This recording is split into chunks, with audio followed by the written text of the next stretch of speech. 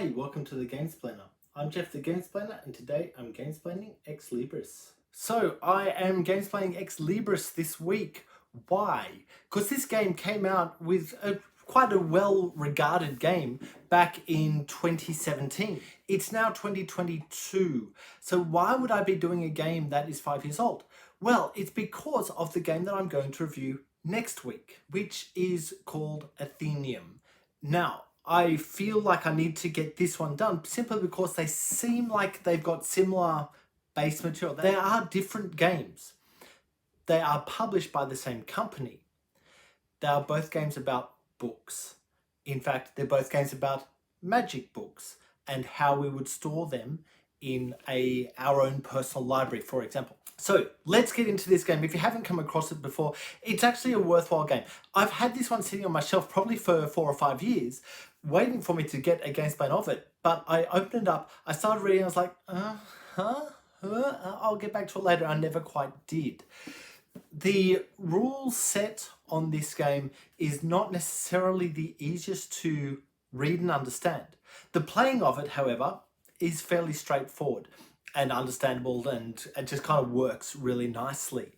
The one thing that I did find as a criticism of this is that each round there's a new card comes out. This kind of gives you a new thing that you can do, a special ability that everyone at the table has the chance to do it, and you can put a token onto that spot to do whatever the card says. The problem is that the writing on those tiles, on those cards that you can do each turn, are really small. So it's actually next to impossible to read them if you're not used to them. So absolute new gamers, new players on this particular game are going to struggle no matter where you're sitting. It doesn't matter if you're right near it, it's actually really tiny. One of the tiles that becomes available will stay and will always be available after it, and just having that knowledge of what these do is actually really important, and I think that's actually the key to playing the game well and being able to win the game and move the game through. The essence of this game is that you're trying to get your library in alphabetical order. You're playing cards out of your hand into your library, and you can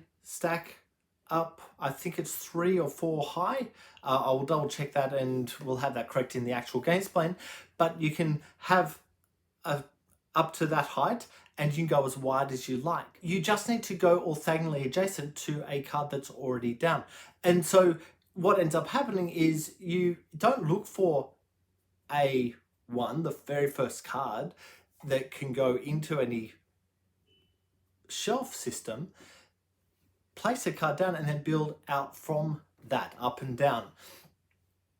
It's actually easier to not start with something that's an early stage in the shelving system, because you're going to do all this stuff. Yes, there are points at the end of the game for the largest rectangle that you've been able to build out of these bookshelves, but you've got to have ability to shift them to be able to put another card in, which, you know what, that is one of the abilities. And here's the key, each faction has a slightly different ability that allows them to do something. And just this is something to be very aware of. If you always play the same color, playing this game, you're always going to play the same faction. There's a little bit of a incongruous thing happening there where you can't shift which faction you have because the color is connected to it. And so you need to be willing to just take whichever color comes up instead of having to always play your particular color. I personally am not caught up in that, but my wife always plays yellow, for example, which means she's always going to end up on the same faction.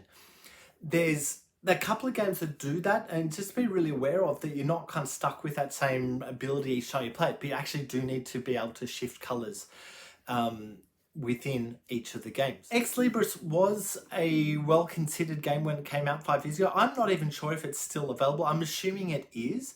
Renegade Games is really well regarded, and I have a lot of their games. I think they're really good at what they do. I wonder if they've shifted slightly in the way that their games play or their abilities and everything within the gaming system. I don't know for sure, but it feels like that a lot of the other Renegade games have just a different feel to them, is probably the best way to say it.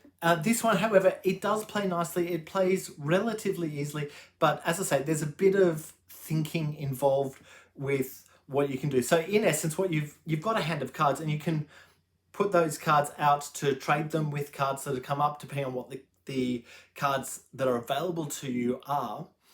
Or you can just get some more cards, or you can play those cards down into your own shelf. At some point, you're going to have to start playing into your own shelf. And it's that question mark of, how long do I wait? How many cards do I get into my hand before I actually start playing into my shelf? Because if you leave it too long, then there won't be much of the game left.